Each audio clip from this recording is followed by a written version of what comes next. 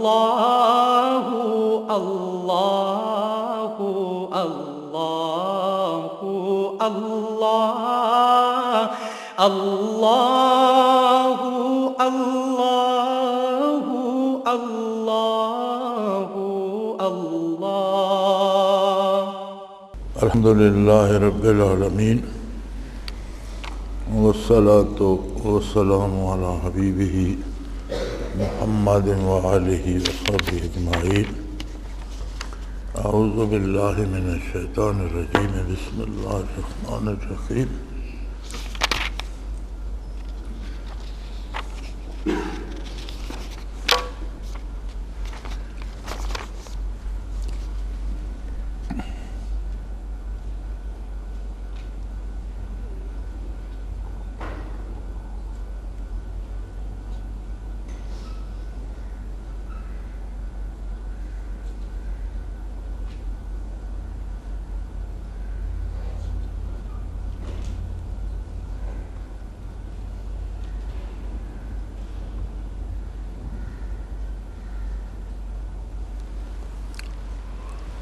ہمارا سبق چل رہا تھا معجزہ اور کرامت میں فرق۔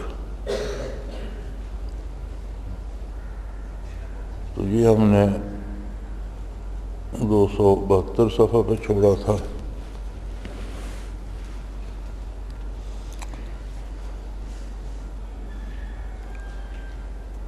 المرشدی اصل نام محمد بن عبداللہ بن ابی محمد ابراہیم ہے۔ المرشدی کے نام سے مشہور ہوئے، علوم ظاہری و باطنی کی تکمیل کے بعد یمن کے علاقہ میں مرشدی نام کی ایک بستی میں مقیم ہو گئے، اس لیے انہیں المرشدی کہتے تھے۔ یہ بستی ریگستانی علاقے میں ایسے موقع پر آباد تھی جو حاجیوں اور عام قافلوں کی گزرگاہ تھی۔ علامہ ابن حجر محدث کبیر حافظ العصر نے در کامنہ میں لکھا ہے،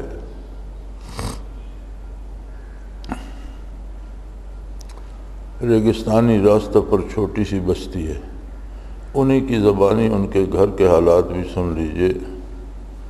ان کا نہ کوئی خادم تھا، نہ کھانا پکانے والی کوئی عورت تھی، نہ باندی تھی، نہ ہانڈی تھی، نہ چمچہ، کوئی آگ جلانے والا نہ تھا۔ اس سے زیادہ بے سر و سامانی اور کیا ہو سکتی ہے؟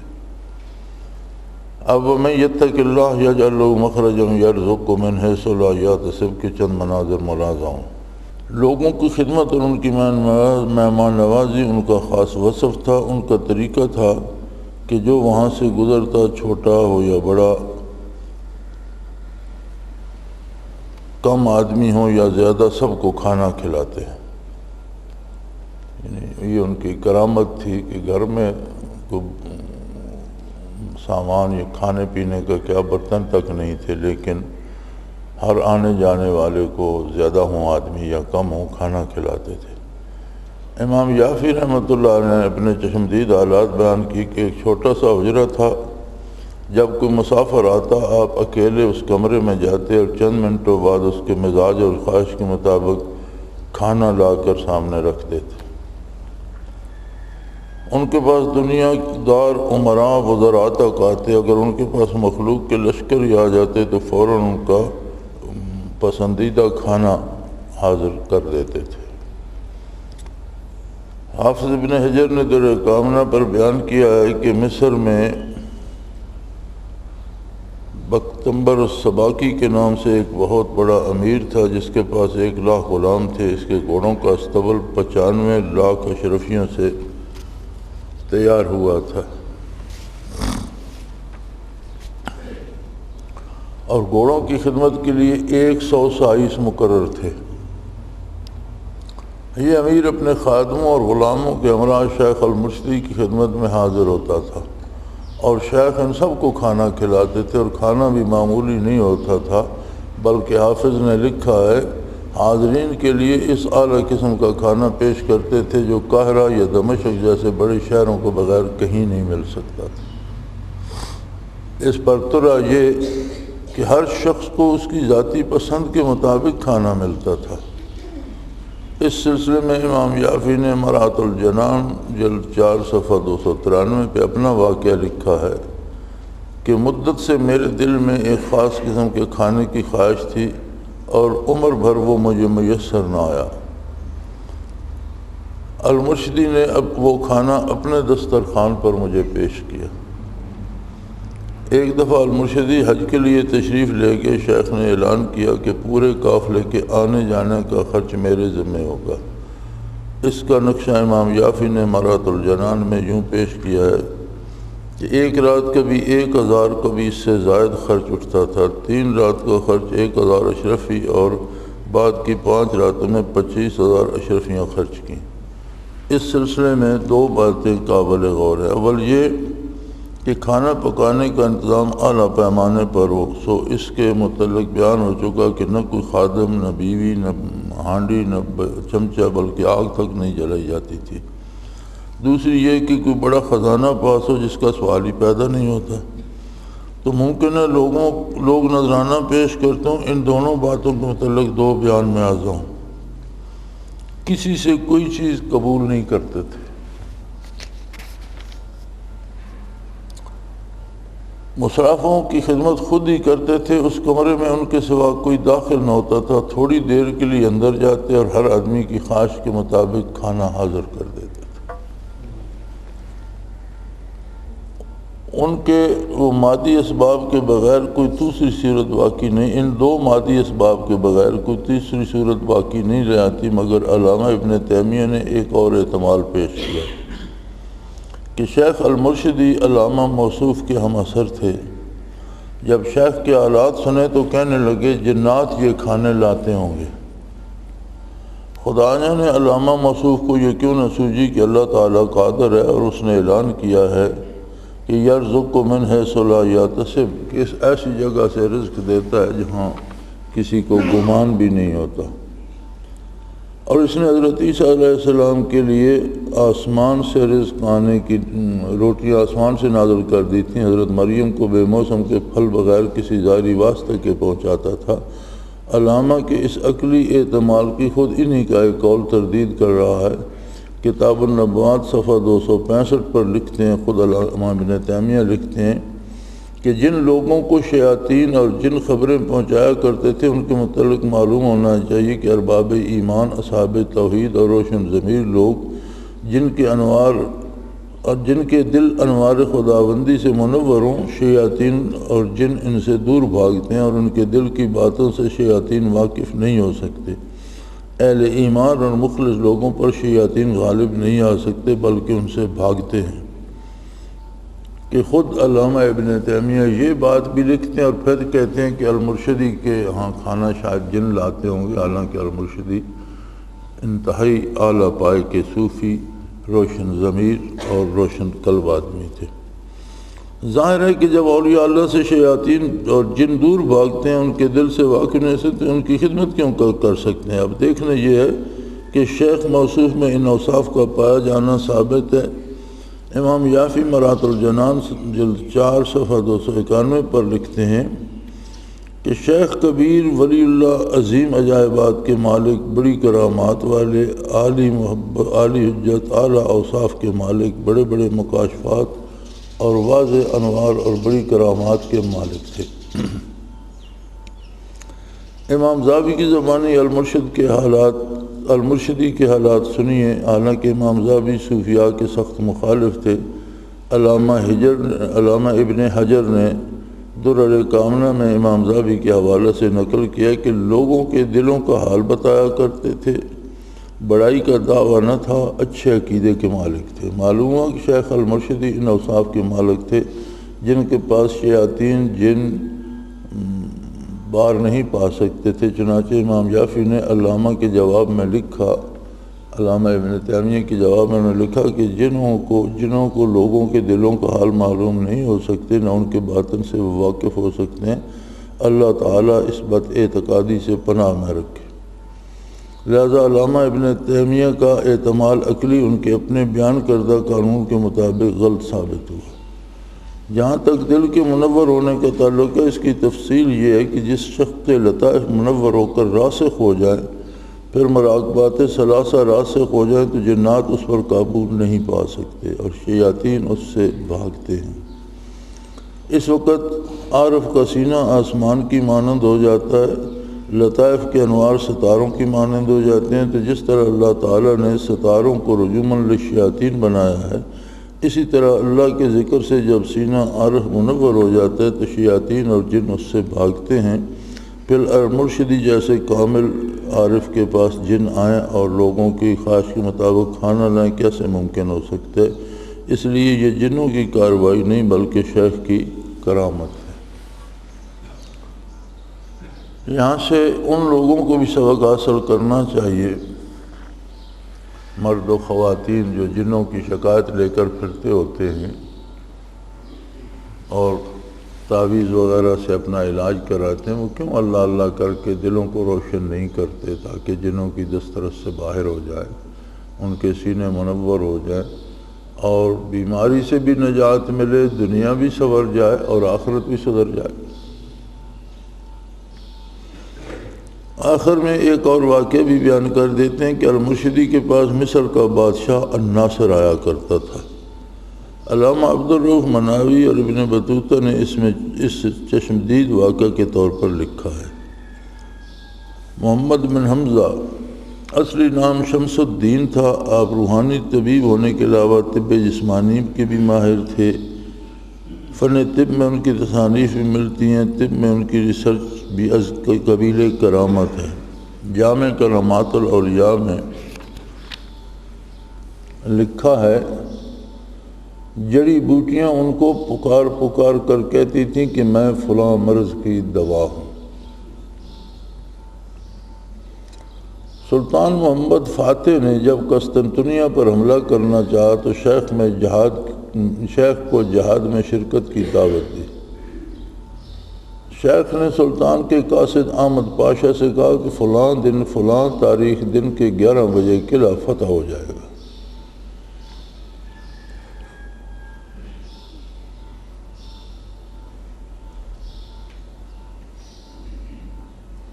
فقال الشیخ سيدخل المسلمون على القلعة في موقع الفلان في اليوم الفلان في وقت ظہرۃ الکبریٰ۔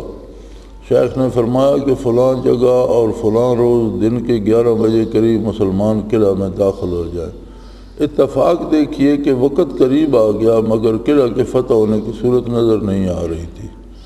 شیخ کی اولاد میں سے ایک آدمی کو فکر لاحق ہوئی کہ شیخ کی بات پوری نہ ہوئی تو ممکن ہے بادشاہ شیخ پر تشدد کرے۔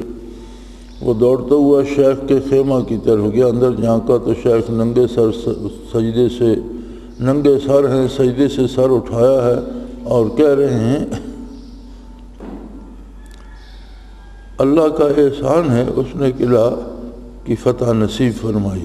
قاصد کہتے ہیں میں نے مڑ کر قلعہ کی طرف بھی دیکھا، کیا دیکھتا ہوں کہ فوج قلعہ میں داخل ہو چکی ہے۔ شیخ کی دعا کی برکت سے قلعہ کی دیوار پھٹ کر گر پڑی، قلعہ فتح ہو گیا اور شیخ کی دعا آسمانوں کو چیر کر اوپر جا رہی تھی۔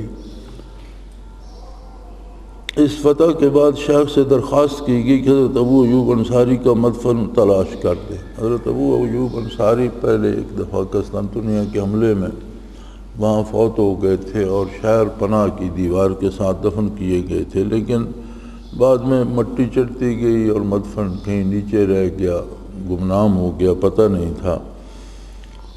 تو سلطان محمد فاتح نے شیخ سے گزارش کی کہ ان کا مدفن تلاش کر دیں۔ آپ نے فرمایا فلاں جگہ انوار نظر آتے ہیں۔ پھر مراقبہ کیا اور فرمایا یہ جگہ ہے، اور حضرت کے روح سے کلام ہوئی۔ آپ نے پہلے تو فتح کی مبارک دی، پھر فرمایا کہ شکر ہے کفار کے قبضہ سے مجھے چھڑایا۔ جب سلطان محمد فاتح کو اس کا علم ہوا تو حاضر ہو کر عرض کیا کہ آپ کی بات پر یقین ہے، مگر اطمینان کے لیے کوئی نشانی بتا دیں۔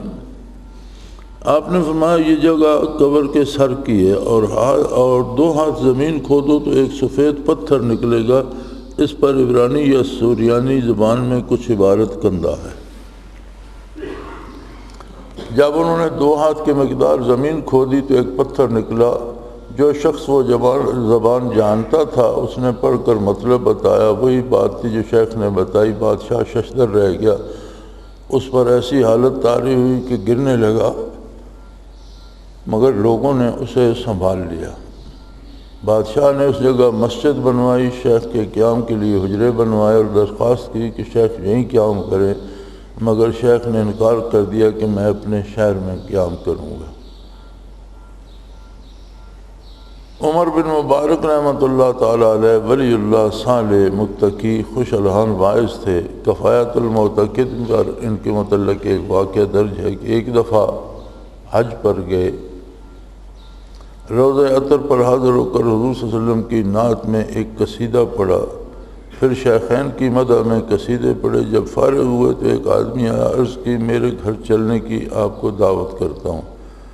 آپ چلے گئے، جب کمرے کے اندر بیٹھے تو اس نے تلوار اٹھائی اور کہا چاہو تو تمہارا سر کاٹ دوں، چاہو تو زبان جس سے تم نے ابو بکر و عمر کی مدح کی ہے۔ وہ شخص رافضی تھا، پھر انہیں گالیاں دیں اور ان کی زبان کاٹ کر ان کے ہاتھ میں دے دی۔ آپ روضہ شریف پر حاضر ہوئے، روئے، نیند آ گئی، دیکھا کہ حضور کریم صلی اللہ علیہ وسلم نے کٹے ہوئے ٹکڑے کو اصل جگہ پر جوڑ دیا، جاگے تو زبان درست تھی۔ دوسرے سال پھر تشریف لائے، اسی طرح قصیدے پڑھے، ایک آدمی آیا، دعوت دی اور گھر لے گیا، پہچان گئے کہ گھر تو وہی گزشتہ برس والا ہے، خیر کھانا کھایا، پھر وہ شخص انہیں ایک کمرے میں لے گیا، دیکھا کہ ایک بندر ستون سے بندھا ہوا ہے۔ اس شخص نے بتایا کہ یہ میرا والد ہے جس نے آپ کی زبان کاٹی تھی، اسی رات اس کی شکل مسخ ہو گئی اور ہم نے اسے اس ستون سے باندھ دیا ہے، اور میں مذہب شیعہ سے توبہ کر کے تائب ہو گیا ہوں۔ آپ اللہ کے لیے دعا کریں کہ اس کی شکل پھر انسانی صورت میں بدل جائے۔ آپ خاموش ہو گئے اور وہاں سے تشریف لے گئے۔ دونوں واقعات خرق عادت ہیں اور ولی اللہ کی کرامات ہیں۔ محمد بن یوسف بولاکی، آپ کی خدمت میں ایک عورت آئی، حبشیوں کی ایک جماعت نے میرا بچہ چھین لیا اور جہاز پر لاد کر سمندر پار جا رہے ہیں۔ آپ نے جہاز والوں کو آواز دی کہ بچہ اس کی ماں کو واپس دے دو، مگر کون سنے؟ پھر آپ نے فرمایا اے جہاز رک جا۔ آپ سمندر میں داخل ہو کر جہاز کی طرف چلے جیسے کوئی خشک زمین پر چلتا ہے۔ جہاز پر پہنچ کر بچہ کو پکڑا، اسے لے کر واپس کنارے پر آئے اور ماں کے حوالے کر دیا۔ ابو الغیث بن جمیل، آپ ایک مرتبہ اپنے شیخ کا گدھا لے کر جنگل میں لکڑیاں کاٹنے گئے۔ جنگل میں شیر آیا اور گدھے کو پھاڑ کھایا۔ آپ نے شیر کو کان سے پکڑا، لکڑیاں اس پر لادیں اور کہا میں تمہاری پیٹھ پر لکڑیاں لادوں گا۔ چنانچہ لاد کر چل دیے۔ جب شہر پہنچے تو لکڑیاں اتاری اور فرمایا جا نکل جا، اپنی جگہ پر پہنچنے تک کسی چیز کو نقصان نہ پہنچانا۔ عامر بن عبداللہ ایک قافلہ کہیں جا رہا تھا، راستے میں ایک جنگل سے گزرا، ایک شیر آیا اور قافلے کا راستہ روک لیا۔ اتنے میں عامر بن عبداللہ کا وہاں گزر ہوا، پوچھا کیوں کھڑے ہو؟ اہل قافلے نے کہا کہ شیر نے راستہ روک رکھا۔ آپ شیر کے پاس گئے، اپنا ہاتھ اس کے منہ پر رکھا اور قافلہ خیریت سے گزر گیا۔ نمبر 7، حضرت شیبان راہی۔ ایک دفعہ حضرت سفیان ثوری حضرت شیبان راہی کے ساتھ حج کو گئے، راستے میں ایک شیر آ گیا۔ ثوری کہنے لگے شیبان شیر تو قریب آ گیا۔ فرمایا کیا ہوا؟ وہ بھی ایک کتا ہے۔ جب شیر نے شیبان کی بات سنی، سر جھکا دیا اور کتے کی طرح دم ہلانے لگا۔ شیبان اس کی طرف متوجہ ہوئے، شیر کو کان سے پکڑ لیا۔ سفیان ثوری نے فرمایا شیبان یہ کیا شہرت ہے؟ فرمایا کون سی شہرت ثوری؟ اگر مجھے شہرت نہ پسند نہ ہوتی تو میں اپنا ذاتی سفر اس کی پیٹھ پر لاد کر مکہ تک لے جاتا۔ شیخ عبد القادر جیلانی رحمۃ اللہ تعالیٰ علیہ فتاوی الحدیثیہ صفحہ 174 اور فیض الباری جلد 2 صفحہ 16 پر اور قلائد الجواہر جلد 3 صفحہ 37 پر لکھا ہے ہمیں سند صحیح متصل کے ساتھ معلوم ہے کہ شیخ نے مرغی کا گوشت کھایا، پھر تمام ہڈیوں کو اکٹھا کر کے اللہ تعالیٰ سے درخواست کی کہ وہ زندہ ہو جائے۔ چنانچہ وہ زندہ ہو گئی اور چلنا پھرنا شروع کر دیا جیسے وہ ذبح ہونے اور پکنے سے پہلے تھی۔ جامع کرامات جلد 2 صفحہ 203 پر اس واقعہ کا بیان ان الفاظ میں ہوا: آپ نے مرغی کی ہڈیوں پر ہاتھ رکھا اور کہا اللہ کے حکم سے اٹھ کھڑی ہو، چنانچہ وہ اٹھ کھڑی ہوئی۔ شیخ کی مجلس واعظ کا واقعہ فیض الباری جلد 2 صفحہ 16 اور خزینۃ الاسرار صفحہ 5 پر اس طرح سے آپ واعظ فرما رہے تھے کہ ایک چیل شور کرتی آئی اور آپ کے کلام میں مخل ہوئی۔ آپ کے منہ سے نکلا خدا تیری گردن کاٹے، فوراً زمین پر گری اور مر گئی۔ جب آپ فارغ ہوئے تو مسجد کے صحن میں اسے مردہ پایا۔ آپ نے فرمایا اللہ کے حکم سے اٹھ کھڑی ہو، چنانچہ وہ زندہ ہو کر اڑ گئی۔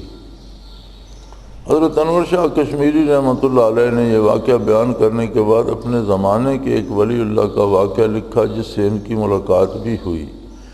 ایک آدمی بجنور میں آیا، لوگوں کے سامنے اس نے پرندہ کا سر کاٹا، پھر اسے جوڑ دیا، پرندہ زندہ ہو گیا اور اڑ گیا۔ اس شخص سے میں نے ملاقات کی ہے۔ ذوالنون مصری رحمۃ اللہ تعالیٰ علیہ حلیت الاولیاء میں تاج المحدثین ابو نعیم نے بیان فرمایا، میں نیل کے کنارے گیا، دیکھا اور ایک عورت چلا چلا کر رو رہی ہے۔ حضرت ذوالنون اس کے پاس گئے اور پوچھا کیوں رو رہی ہے؟ اس نے کہا میرا بچہ میری آنکھوں کی ٹھنڈک میرے سینے سے چمٹا ہوا تھا، مگر مچھ آیا اور چھین کر لے گیا۔ حضرت ذوالنون نے 2 رکعت نماز پڑھی اور اللہ سے دعا مانگی، کیا دیکھتا ہوں کہ مگر مچھ دریا سے نکلا، بچے کو صحیح سلامت باہر رکھ دیا۔ ذوالنون نے بچہ ماں کے حوالے کر دیا۔ ذوالنون کی وجہ تسمیہ بھی ایک کرامت ہے۔ آپ ایک کشتی میں سوار دریا عبور کر رہے تھے کہ کسی کا ایک قیمتی موتی گم ہو گیا۔ حقیقت وہ دریا میں گر گیا تھا۔ اس نے حضرت ذوالنون کو چور قرار دیا، انہوں نے قسم کھائی مگر مالک نے اعتبار نہ کیا۔ جب آپ پریشان ہوئے تو اللہ کی طرف متوجہ اور اپنی بے بسی پیش کی، اتنے میں دریا سے ایک مچھلی وہی موتی لے کر باہر آ گئی۔ اس وجہ سے ان کا نام ذوالنون پڑ گیا۔ نمبر 10 غوث یوسف ہمدانی بغدادی۔ ابن خلقان نے اپنی تاریخ میں یہ واقعہ بیان کیا اور کتاب المشروع الدوری میں بھی موجود ہے۔ جامع کرامات اولیاء اللہ جلد 2 صفحہ 529 پر یوں بیان ہوا ہے: امام ابو سعید عبداللہ بن اسرون بیان کرتے ہیں کہ ایک مرتبہ میں اور عبدالقادر جیلانی علامہ ابن سقا یوسف ہمدانی کی ملاقات کے لیے گھر سے نکلے۔ راستے میں ہم نے ابن سقا سے پوچھا تم کس غرض سے جا رہے ہو؟ اس نے کہا میں غوث سے ایسا سوال کروں گا جس کا جواب وہ نہیں دے سکیں گے۔ پھر ہم تینوں نے اپنا اندیہ بیان کیا۔ ابن سقا نے کہا میں شیخ سے ایسا سوال کروں گا جواب نہ دے سکیں گے۔ شیخ عبدالقادر نے ایسا سوال پوچھنے سے خدا کی پناہ، میں ان کے پاس بیٹھ کر فیض و برکت کا انتظار کروں گا۔ ابن اسرون نے کہا میں ایک درخواست کروں گا، دیکھوں گا وہ کیا فرماتے ہیں، اور وہ درخواست تھی کہ میری غربت دور ہو جائے۔ ابن سقا کو شیخ نے فرمایا میں دیکھتا ہوں کہ تیرے اندر کفر کی آگ شعلہ مار رہی ہے۔ جب وہاں پہنچے شیخ کی خدمت میں تو انہوں نے جس نے کہا تھا کہ میں ایسا سوال کروں جواب نہیں دے سکیں گے، انہوں نے فرمایا سوال سے پہلے ہی کہ میں دیکھتا ہوں کہ تیرے اندر کفر کی آگ شعلہ مار رہی ہے۔ بعد کے واقعات سے یہ بات درست ثابت ہوئی۔ ابن سقا شاہ روم کے بلانے پر مناظرہ کے لیے گیا، بادشاہ اس سے خوش ہوا، شاہ کی لڑکی پر فریفت ہو گیا اور شادی کی درخواست کی۔ بادشاہ نے کہا عیسائی ہو جاؤ، وہ عیسائی ہو گیا اور بیمار پڑ گیا۔ عیسائیوں نے بازار میں پھینک دیا، روٹی مانگتا رہتا تھا، آخر موت قریب آ گئی۔ ایک واقف کار کا گزرا، اس نے پہچان لیا، دیکھا کہ مر رہا ہے، اس کا منہ قبلہ کی طرف کیا مگر دیکھا کہ فوراً رخ پلٹا اور پشت قبلہ کی طرف ہو گئی۔ پھر اس نے پوچھا کہ قرآن یاد ہے؟ اس نے کہا اتنا یاد ہے، یود الذین کفروا لو کانوا مسلمین، کہ کافر آرزو کریں گے کہ کاش وہ مسلمان ہوتے۔ اس حال میں مر گیا اور جہنم داخل ہوا۔ اولیاء اللہ کی توہین کا یہی انجام ہوتا ہے۔ شیخ عبدالقادر کے حق میں غوث نے فرمایا ایک وقت آئے گا کہ تم جامع بغداد میں منبر پر کھڑے ہو کر کہو گے یہ میرا یہ قدم تمام اولیاء کی گردنوں پر ہے۔ چنانچہ ایسے وہ آپ نے برسر منبر کا قدمی ھذا علی رکبت کل ولی اللہ۔ ابن اسرون اپنے متعلق بیان کرتے ہیں میں دمشق میں سلطان نور الدین شہید کے پاس آیا، اس نے مجھے وزارت اوقاف سونپی اور میرے ہاں دولت کی ریل پیل ہونے لگی۔ غوث نے ہم تینوں کے متعلق جو فرمایا تھا صحیح ثابت ہوا۔ المشروع دوی میں ہے کہ یہ قصہ متواترات سے ہے، خبر واحد نہیں کہ انکار ہو سکے۔ حضرت ابراہیم دسوقی یہ کتب تھے، ان کے پاس ایک عورت روتی ہے کہ میرے بچے کو ایک مگرمچھ کھا گیا، اب دریا کے کنارے اور آواز دیا ہے مگرمچھ ہو جس نے بچہ نکلا ہے ظاہر کر دے۔ ایک مگرمچھ نکلا شیخ کی طرف آیا، شیخ نے اسے حکم دیا بچہ اگل دے، جانور نے زندہ بچہ اگل دیا۔ اولیاء کی کرامات میں ایک بڑی کرامت کلام بالموتیٰ یا کلام بالارواح ہے، اس کے متعلق جامع کرامات اولیاء جلد 2 صفحہ 409 پر درج ہے۔ سب سے بڑی کرامت نبی کریم صلی اللہ علیہ وسلم کے دربار میں حاضری اور آپ کی معیت ہے، اور یہ سلوک کے اعلیٰ مقامات میں سے اور اللہ کی نعمت ہے، اور یہ نعمت تمام کبار اولیاء اللہ کو عطا ہوتی رہی ہے۔ بفضل اللہ تعالی ہمارے سلسلے کے اکثر رفقاء کو یہ نعمت عطا ہوئی ہے، اور ارواح سے کلام کرنے والے ہمارے رفقاء کی تعداد سینکڑوں تک پہنچ چکی ہے، والحمدللہ علی نعمائہ۔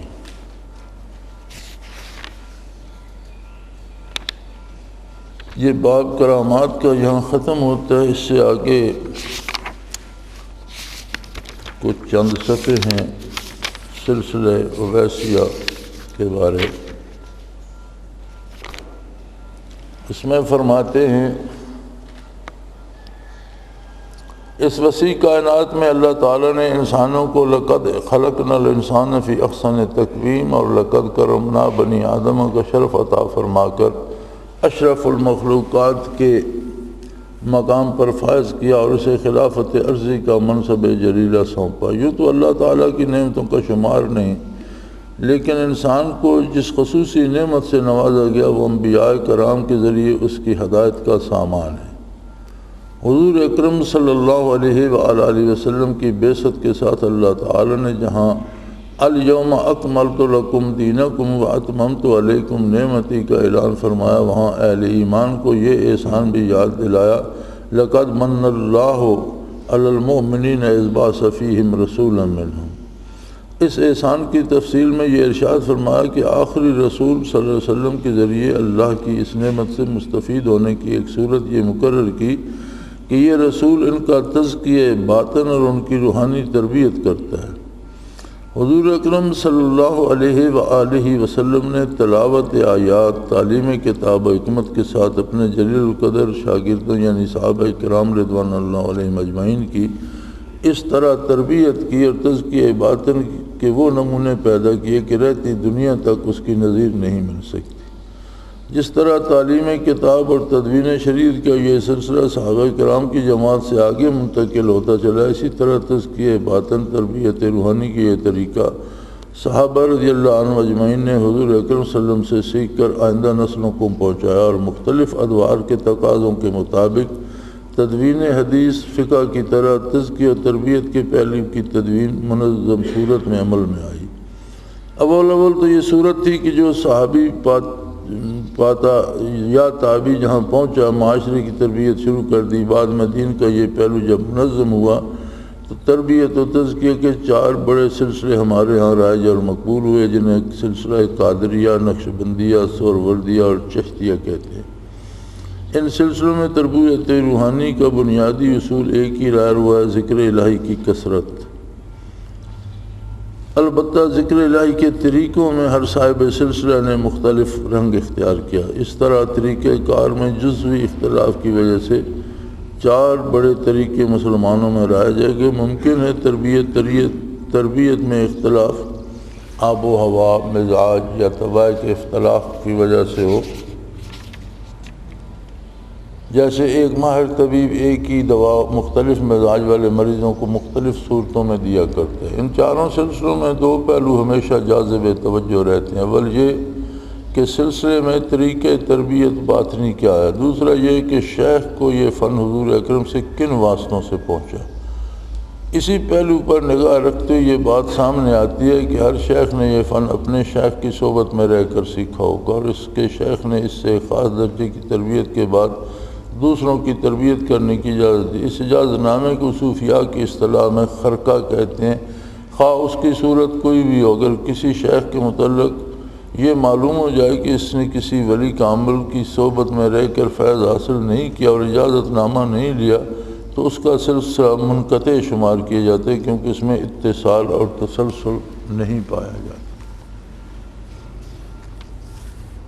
بظاہر یہ بات قاعدہ کلیہ کی صورت میں سامنے آتی ہے، حقیقت میں یہ قاعدہ اکثریہ ہو سکتا ہے، یعنی اکثر ایسا ہوتا ہے، یہ کوئی حتمی قانون نہیں، مگر قاعدہ کلیہ نہیں، کیونکہ اول تو روحانی تربیت روح کا معاملہ ہے، روح سے اخذ فیض یا اجرائے فیض کا انحصار بدن کے اتصال پر نہیں۔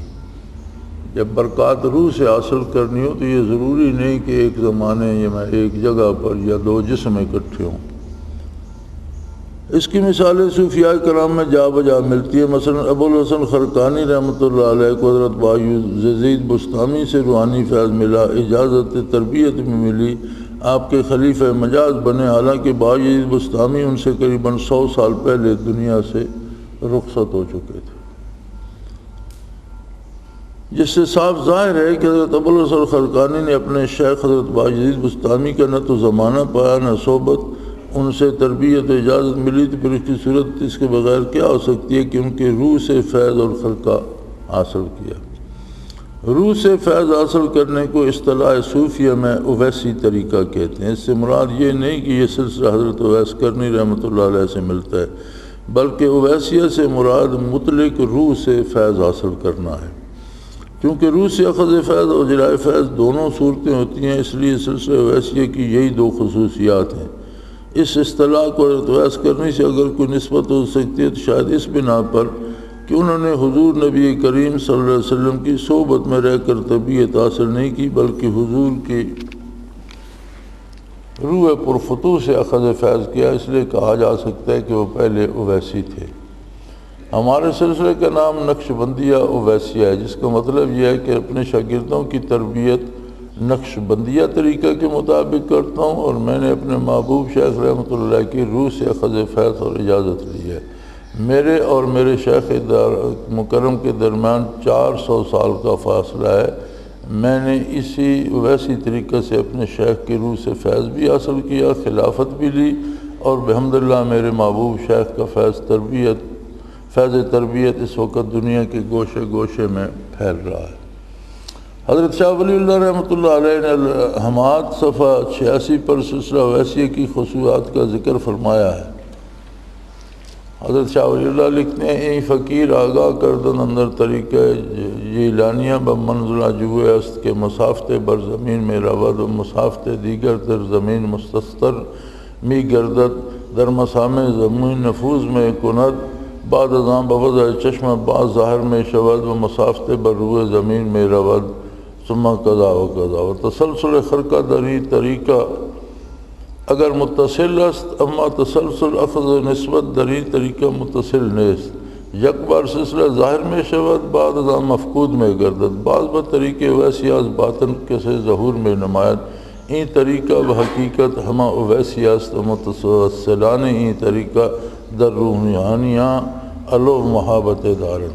ترجمہ یہ ہے کہ اس فقیر کو یہ پتہ چلا کہ یہ طریقہ ایک ندی کی مانند ہے، جو کبھی تو سامنے ہو جاتی ہے اور کبھی زمین کے اندر جذب ہو جاتی ہے اور دور تک چلی جاتی ہے، اس کے بعد پھر کہیں چشمے کی صورت میں ظاہر ہوتی ہے اور پھر دور دور تک زمین پر پھیل جاتی ہے۔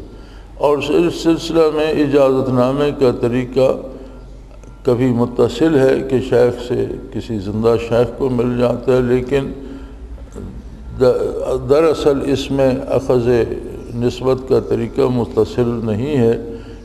ایک بار یہ سلسلہ ظاہر ہوتا ہے، بعض اوقات مفقود، پھر وہ غائب ہو جاتا ہے، اور پھر طریقے ویسیہ سے کسی کے باطن سے ظاہر ہوتا ہے۔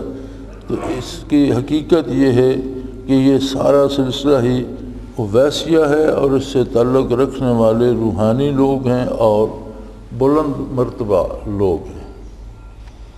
خلاصہ یہ ہے کہ جیسے پانی زیر زمین موجود ہے، کسی وقت چشموں کی صورت میں اول پڑتا ہے اور زمین کو سیراب، اسی طرح حقیقی تصوفی سلوک بھی کبھی کبھی غائب ہو جاتا ہے، پھر اللہ تعالیٰ کسی بندے کو پیدا کرتا ہے، اس کی ذات کے واسطے سے تصوف سلوک کا چشمہ اول پڑتا ہے اور ایک مخلوق کے قلوب کو سیراب کرتا ہے۔ اسی وجہ سے اویسیہ ظاہر میں متصل نہیں ہوتا مگر حقیقت میں متصل ہے۔ جو لوگ روح سے اخذ فیض اور اجراء فیض سے واقف نہیں، وہ بیچارے اس اتصال کی حقیقت کو کیسے سمجھ سکتے ہیں؟ اور اخذت العزت بالاسم کے تحت جاہلانہ اعتراض کے بغیر کچھ نہیں کر پاتے۔ حضرت امام الہند کی عبارت سے معلوم ہوا کہ سب سے زیادہ زود اثر سلسلہ اویسیہ کیونکہ روحانی سلسلہ ہے، پھر قادریہ ہے۔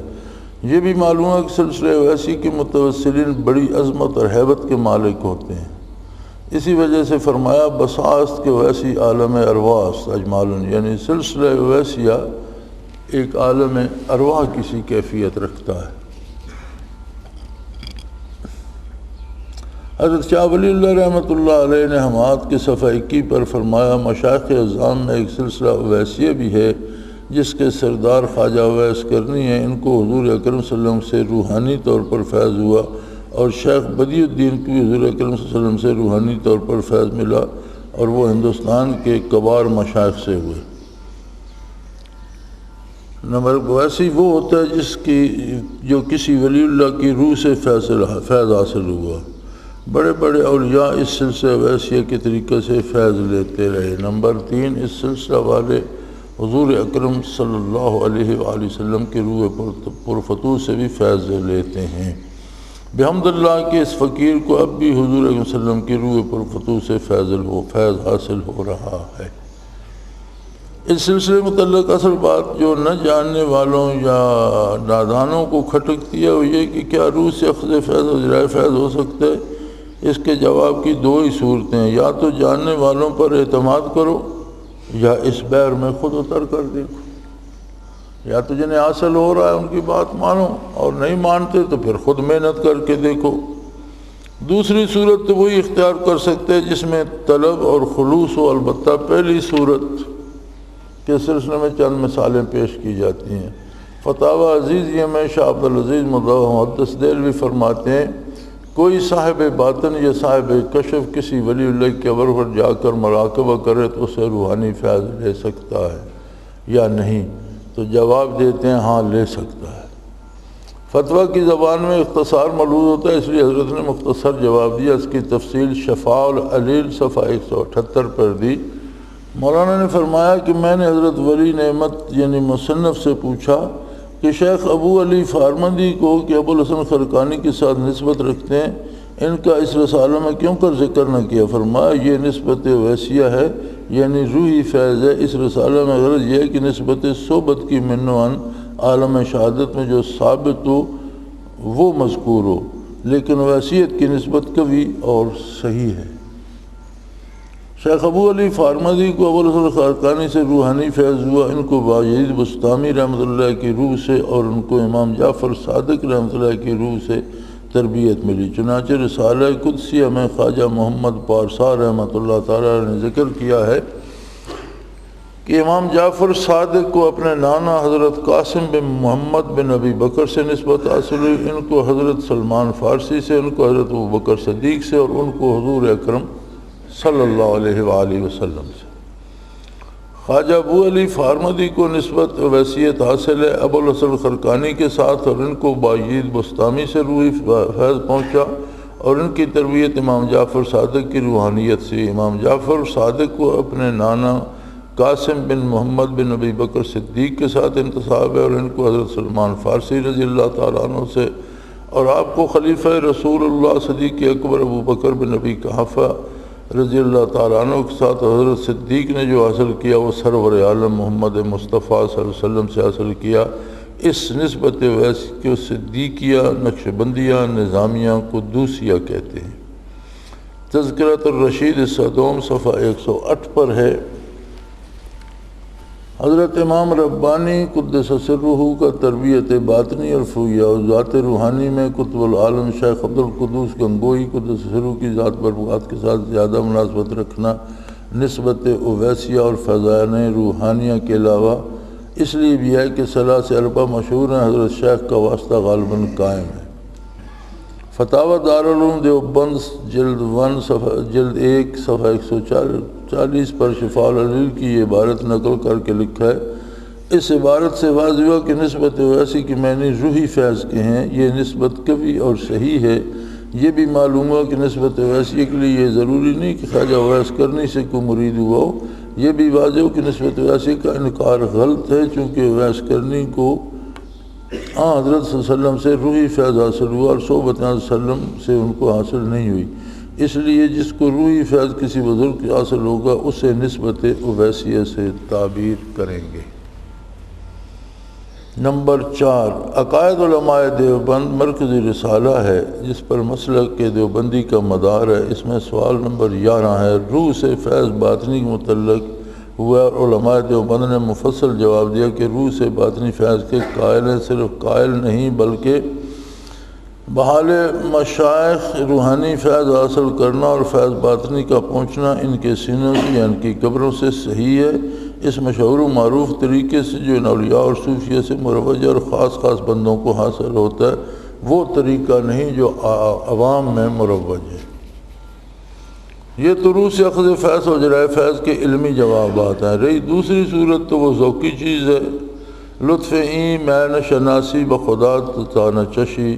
اگر کوئی اللہ کا بندہ یہ ذوقی جواب بھی لینا چاہتا ہے تو صلاح عام ہے، طلب اور خلوص لے کر آ جائے اور ممکن اور محال میں تمیز کرے، اور باتیں بنانے سے وہ چیز حاصل نہیں ہو سکتی جو عملی طور پر کرنے سے حاصل ہوتی ہے۔ لباس فہم بر بالائے او تنگ، سمندے وہم در صحرائے او لنگ۔ یعنی عقل و فہم جو ہے وہ اس سے چندی گنجا داں جاون نچونی فرو بند لب از کم در فضونی، کہ اس میں چونو چنا کی گنجائش نہیں ہوتی، زبان بند کرو اور عقل کے سوالات کو چھوڑ کر عملی طور پر محنت کر کے اسے حاصل کر کے دیکھو کہ یہ کیا چیز ہے۔ مشائخ اور علماء حق کی توضیحات سے یہ بات ثابت ہوگی کہ روح سے اخذ فیض اور اجرائے فیض صرف ممکن ہی نہیں بلکہ امر واقعہ ہے۔ امام الہند رحمۃ اللہ کے کلام سے معلوم ہو گیا کہ سلسلہ اویسیہ میں روح سے اخذ فیض ہوتا ہے۔ اس کے لیے اتصال ظاہری شرط نہیں، ہاں اتصال نسبت ضرور ہوتا ہے، اور یہی نسبت اویسیہ ہوتی ہے۔ یعنی اتصال ظاہری ہوتا ہے کہ کوئی حاضر بدن سے ایک زمانے میں ایک جگہ کسی سے ملے تو یہ ضروری نہیں، لیکن نسبت کا اتصال کہ جس نسبت سے وہ برکت لے رہا ہے وہ اس شیخ تک پہنچے، یہ ضروری ہے۔ ملتان کے ایک مشہور پیر صاحب نے ہمارے حلقہ کے ایک مولوی صاحب سے فرمایا کہ آپ کا سلسلہ متصل نہیں۔ مولوی صاحب نے کہا کہ حضرت جس سلسلے میں شیخ اپنے شاگرد کی روحانی تربیت اس طرح کرے کہ اس کے لیے زمان و مکان کی قید اٹھ جائے، اسے عالم برزخ میں پہنچا کر حضور کرم صلی اللہ علیہ وسلم کے سامنے پیش کر دے، اور حضور کرم صلی اللہ علیہ وسلم کے دست مبارک میں اپنے شاگرد کا ہاتھ دے کر یہ منظر دکھا دے کہ ان الذین یبایعونک انما یبایعون اللہ، کہ جو آپ سے بیعت ہوتے ہیں وہ اللہ سے بیعت ہوتے ہیں، تو وہ سلسلہ تو ٹھہرا منقطع، اس سلسلے کو تو آپ منقطع کہتے ہیں۔ اور جس سلسلے شاہ مرید مدتوں رہے اور ساری عمر اس کے پاس آنے جانے میں کھپا دے، اور شیخ میں اتنا نور بھی نہ ہو کہ مرید کے لطیفے قلب کو منور کر سکے، وہ سلسلہ آپ کہتے ہیں متصل ہے۔ قربان جائیے اس اتصال پر جن لوگوں کی وہیں جبہ و قبور حضور اکرم صلی اللہ علیہ وسلم تک رسائی نہ ہو، ان کا سلسلہ متصل، اور جو اللہ کا بندہ ایک دو نہیں سینکڑوں شاگردوں کو دربار نبوی تک پہنچائے اس کا سلسلہ منقطع ہے۔ آپ کو یہ اتصال مبارک ہو جو آپ کو نبی کریم صلی اللہ علیہ وسلم کے قریب نہ پھٹکنے دے، ہمیں یہ انقطاع اچھا جو دربار نبی صلی اللہ علیہ وسلم تک پہنچا کر حضور سے دائمی حضور عطا کر دے۔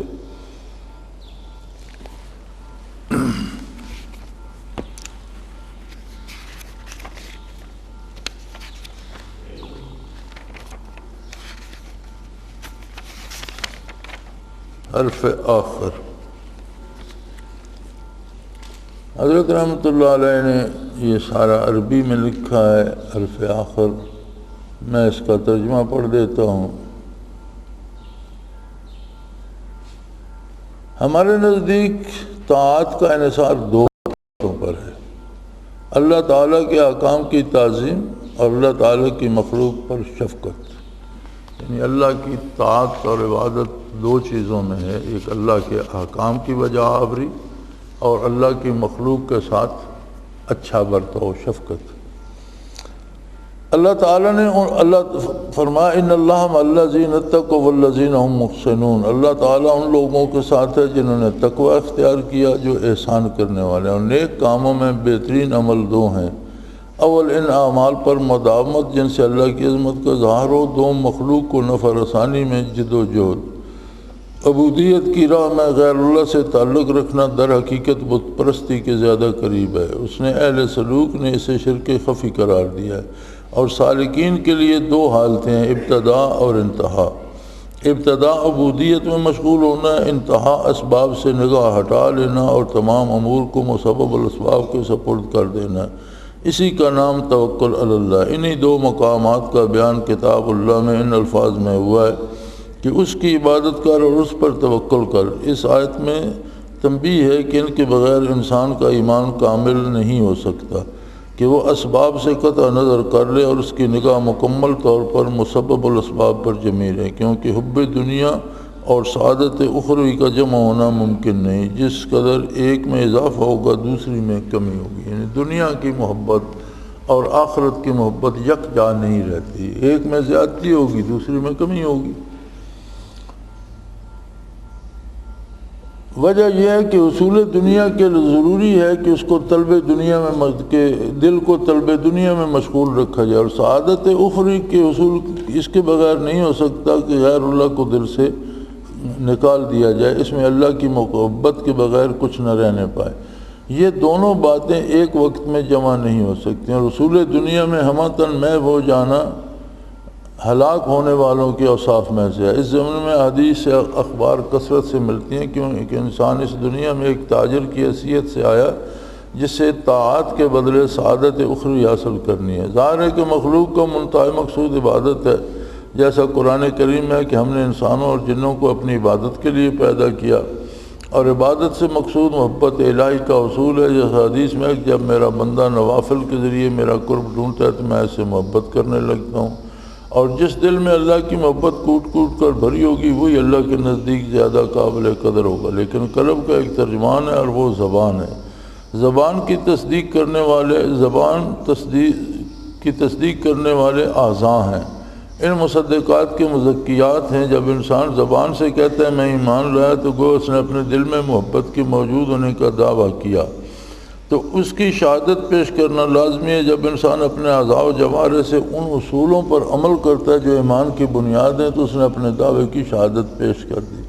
جب اس نے اللہ کی راہ میں جان مال خرچ کیا، ما سوا کی محبت سے اعمال کو پاک کر لیا، تو اس نے اپنے شاہدوں کی صداقت کا ثبوت پیش کر دیا۔ اس وقت اس کا نام محبان الہی کی فہرست میں لکھا جاتا ہے، مقربین کے گروہ میں شامل ہو جاتا ہے۔ اللہ تعالیٰ نے اس حقیقت کی طرف اشارہ فرمایا، کیا لوگوں نے خیال کر لیا کہ انہیں صرف اتنا کہہ دینے پر چھوڑ دیا جائے کہ ہم ایمان لائے اور انہیں آزمائش میں نہیں ڈالا جائے گا؟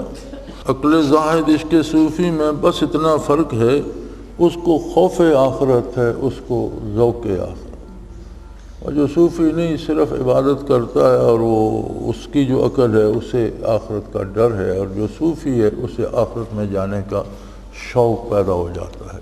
یہ فرق ہے زاہد اور صوفی۔ آخر دعوانا ان الحمدللہ رب العالمین۔ اللہ اللہ اللہ اللہ اللہ اللہ اللہ اللہ۔ حضرت امیر محمد اکرم آوان مد ذلہ العالی دارالعرفان منارہ ضلع چکوال میں سالہ سال سے قرآن و حدیث کے اوپر خطابات کر رہے ہیں اور سلسلہ نقشبندیہ اویسیہ کے مطابق لوگوں کو ذکر الہی کی تربیت دے رہے ہیں۔ وہ قرآن پاک کی تفسیر ترتیب وار بیان کر رہے ہیں۔ تفسیر قرآن کو وہ موجودہ ملکی اور بین الاقوامی حالات کے مطابق بیان کرتے ہیں۔ موٹر وے سے کلر کہار کے انٹرچینج سے نکلتے ہوئے कलर कहार की झील से होते हुए मियानी, बोछाल और नूरपुर से गुजरते हुए दारुल इरफान मिनारा पहुंच सकते हैं। हजरत अमीर मोहम्मद अकरम आवान ने बच्चियों और बच्चों की दीनी और दुनियावी तालीम के लिए सिकारा एकेडमी के नाम से एक दरसगाह भी कायम की है, जिसका इफ्तिताह मुल्क पाकिस्तान के सदर जनरल मोहम्मद ज़ियाउल हक ने अपने दस्ते मुबारक से किया था। वो तमाम अहबाब जो इस्लाम की तलब रखते हैं, उनसे गुजारिश है कि दारुल इरफान मिनारा ज़िला चकवाल में अमीर मोहम्मद अकरम आवान साहब के खिताबात से मुस्तफ़ीद हों। वो हर जुमे को नमाज से पहले बयान फरमाते हैं। हर माह की पहली इतवार को माहाना इज्तिमा होता है, जिसमें आप खुसूसी खिताब फरमाते हैं और पाकिस्तान के चारों सूबों से अहबाब इस इज्तिमा में शिरकत करते हैं। इसके अलावा यहाँ साल में 2 मरकजी इज्तिमात भी होते हैं, एक रमज़ानुल मुबारक में एतिकाफ का इज्तिमा और दूसरा जुलाई और अगस्त में 40 दिन का इज्तिमा होता है, जिसमें रूहानी तरबियत की जाती है। अपना खून सीमाब देकर इतना हम कर जाएंगे, नाम आका का चमन में फिर रकम कर जाएंगे।